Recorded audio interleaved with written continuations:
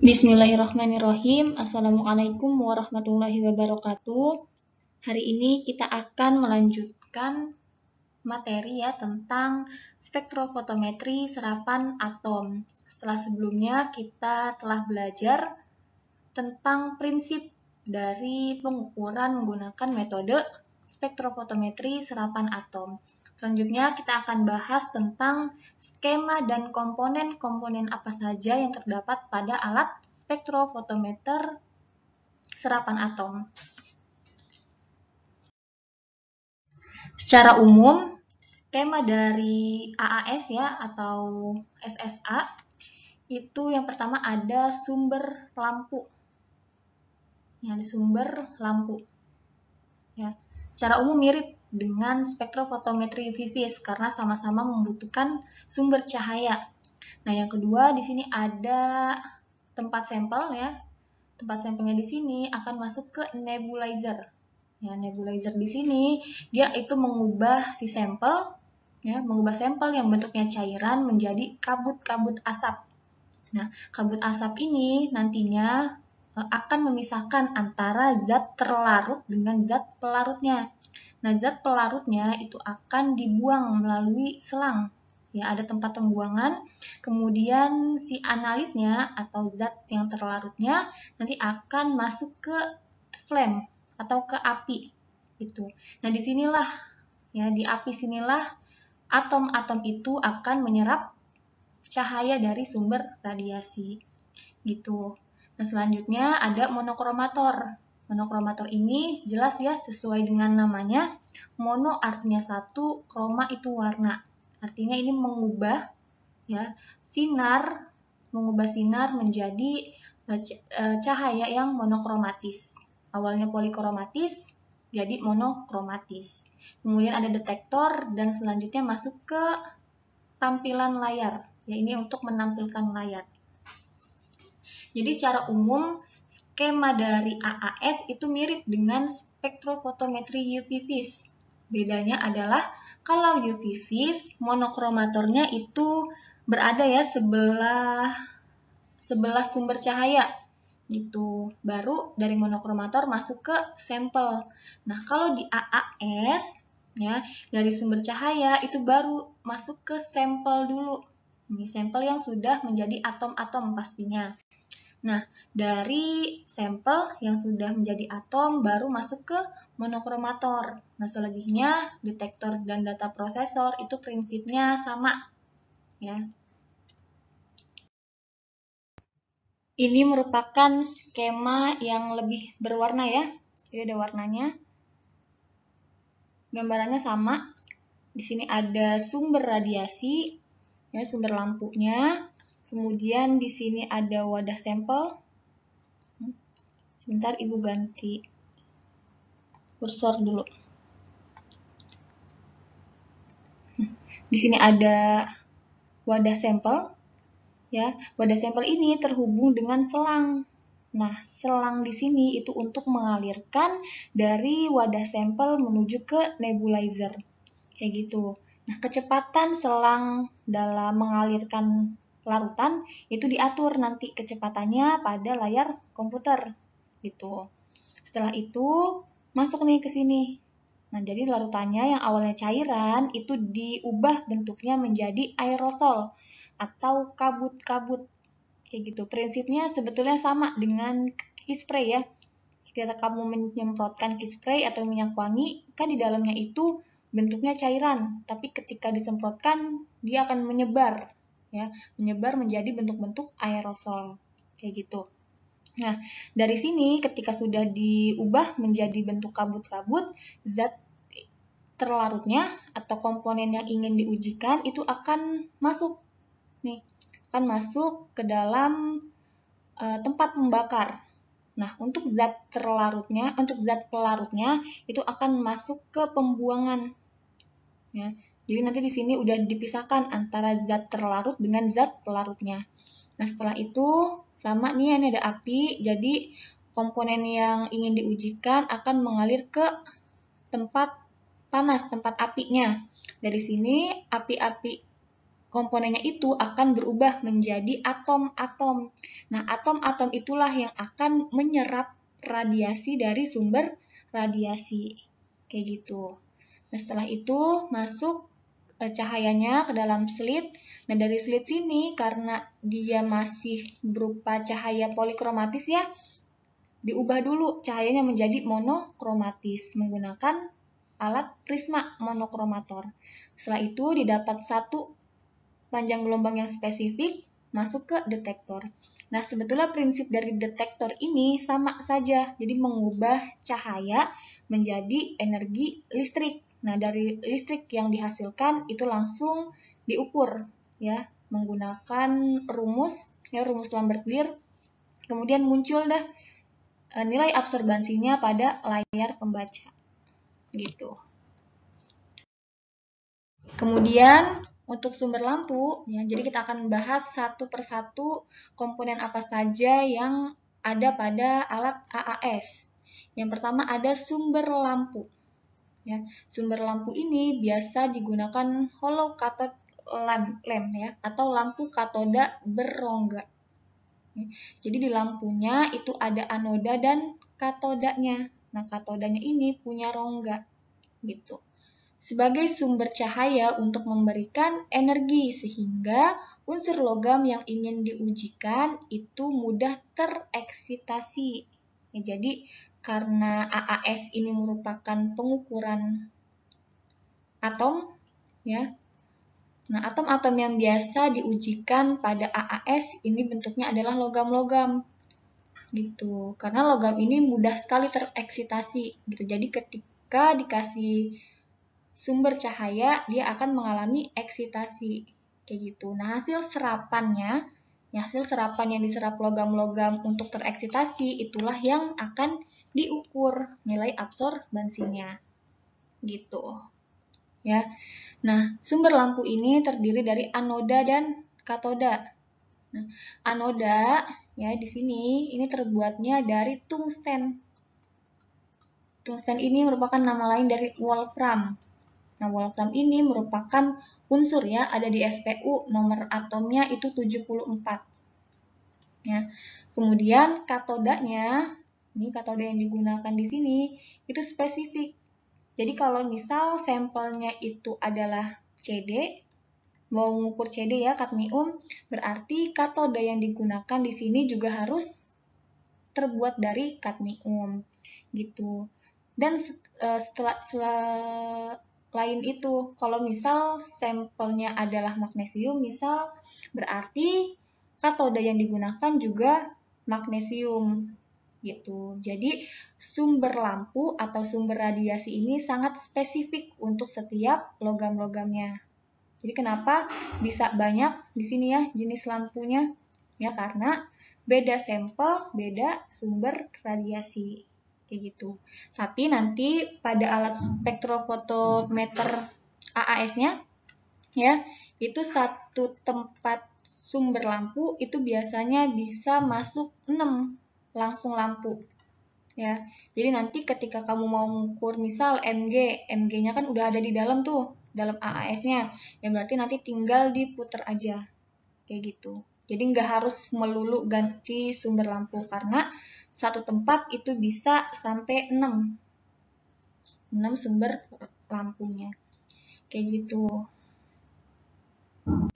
Nah, kemudian untuk masa hidupnya ya, masa nyalanya dari sumber lampu ini lumayan lama gitu. Jadi bisa tahan sampai sekitar 1000 jam.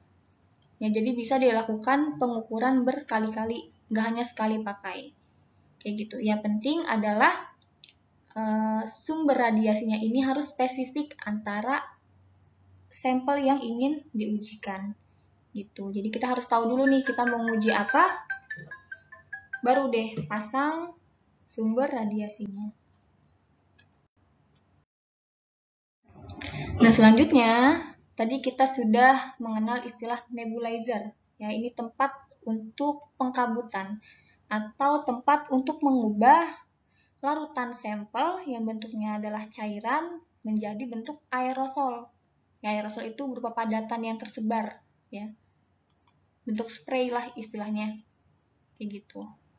Nah, nebulizer ini itu terbuat dari plastik atau bahan teflon. Ya. Terdiri dari nebulizer glass bed, flow spoiler, dan drain. Ya. Flow spoiler ini merupakan berbentuk kipas baling-baling. Ya. Sebentar Ibu ganti warna dulu. Nih di sini letaknya. Nah, ini baling-baling ini itu digunakan untuk mencampurkan antara aerosol yang terbentuk dengan oksidasi dan bahan bakarnya. Kita butuh bahan bakar ya untuk membakar si sampelnya. Kayak gitu.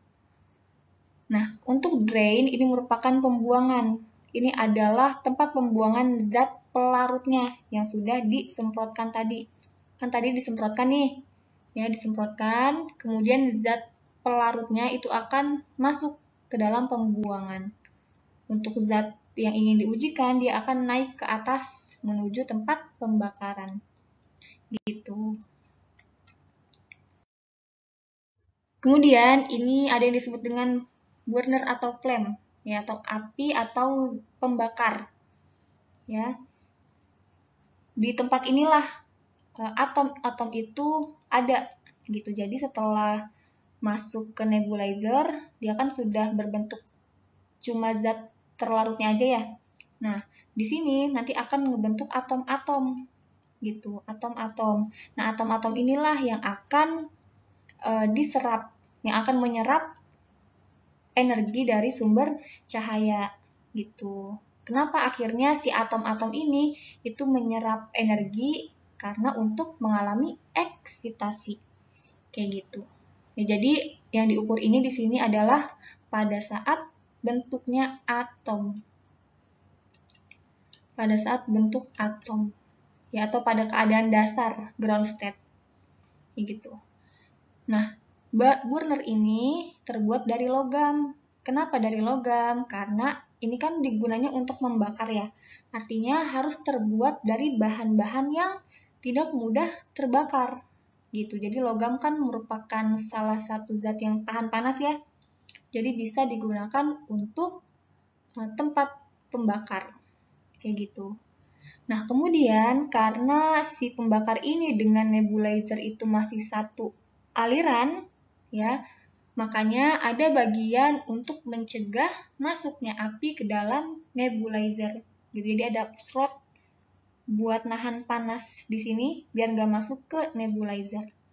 Kayak gitu. Nah, burner ini biasanya pakai asetilen atau nitros oksida asetilen. Ini bedanya cuma di suhunya aja. Kalau yang asetilen itu 2000 sampai 2200 derajat Celcius. Kalau yang nitros oksida asetilen itu 2900 sampai dengan 3000 derajat Celcius. Jadi tergantung mau pakai yang mana, tergantung suhu yang digunakan. Kalau suhunya ingin lebih tinggi, berarti pakai yang nitros oksida asetilen. Kayak gitu. Nah, kemudian burner ini itu harus selalu bersih dan kedapat ulangan yang baik. Artinya, karena pembakar ini kan harus dipakai terus ya, karena setiap pengukuran pasti dilakukan pembakaran. Kayak gitu. Makanya si burner ini itu harus bersih. Biar apa? Biar bisa diulang-ulang terus menggunakan sampel-sampel yang lain. Gitu. Karena kan tadi ya, yang diganti ketika sampel ganti, yang diganti itu sumber cahayanya. Kayak gitu kan ya. Nah, di sini kan ada atom-atom nih. Nanti. Nah, biar pengukurannya itu spesifik, artinya tidak bergabung ya dengan atom-atom pada percobaan sebelumnya, makanya si burnernya ini harus selalu bersih. Gitu. Jadi agar pengukurannya juga akan semakin bagus, semakin baik. Selanjutnya, ini ada monokromator. Ini sudah pernah dengar ya istilah monokromator di spektro UV vis juga. Ini fungsinya sama-sama mengisolir sebuah resonansi dari sekian banyak spektrum yang dihasilkan oleh lampu katoda. Jadi kan lampu katoda yang tadi itu kan memancarkan sinarnya masih banyak, masih polikromatis. Nah, kita butuh monokromator itu untuk mengambil satu jalur saja, gitu. Kalau udah dapat satu jalur, baru nanti masuk ke detektor, ya. Intinya sama di sini. Untuk mengubah cahaya polikromatis menjadi monokromatis. Nah, selanjutnya detektor dari monokromator masuk ke detektor. Detektor ini yang biasa digunakan di AAS ya, jenisnya adalah photomultiplier tube yang jauh lebih peka dari phototube biasa yang responnya juga sangat cepat, sekitar 10 pangkat min 9 detik. Itu berarti kan 0,0000001 detik. Gitu. Ini sangat bagus untuk pengukurannya. Detektor juga sama fungsinya, prinsipnya juga sama dari spektrofotometri UV vis. Sama-sama mengubah cahaya, ya, mengubah cahaya yang diserap tadi dari monokromator itu diubah menjadi bentuk listrik kayak gitu. Nah, karena listrik yang dihasilkan itu kecil, makanya kita butuh namanya amplifier. Dan biasanya pakai tambahan amplifier. Ini untuk penguat sinyal, ya, penguat listrik yang dihasilkan. Karena tadi ya kan kecil tuh cahaya yang diserap. Jadi nilai listriknya, voltasenya juga akan semakin kecil. Nah, untuk biar pengukurannya itu lebih bagus, lebih terbaca, makanya kita butuh penguat sinyal atau penguat listrik. Disebut dengan amplifier. Nah, untuk pembaca ya, ini sama aja layar yang digunakan untuk menampilkan hasil. Di hasilnya nanti akan muncul di layar berupa nilai absorbansinya. Gitu. Nah, kemudian ini ada skema umum. Ya, Ibu ambil dari sini linknya, kalian bisa cek langsung. Ya. Jadi gini, pertama sampelnya itu masuk lewat selang. Ya, selangnya tadi sudah ada ya, dijelasin, terus masuk ke nebulizer. Nah, selangnya ini sangat kecil, biar spesifik. Nah, dalam nebulizer diubah jadi asap, terus masuk ke burner. Nah, yang di burner itu adalah atom netral atau keadaan dasar. Ya. Kemudian sinarnya ini, sinar dari sumber cahaya masuk nih ke burnernya. Itu kan ada atom-atom di sini ya. Nanti atomnya akan menyerap energi, baru masuk ke monokromator. Di sini monokromator itu mengubah cahaya polikromatis jadi monokromatis. Gitu. Terus masuk ke detektor, dia mengubah jadi sinyal listrik, baru masuk ke layar untuk menampilkan hasil. Gitu.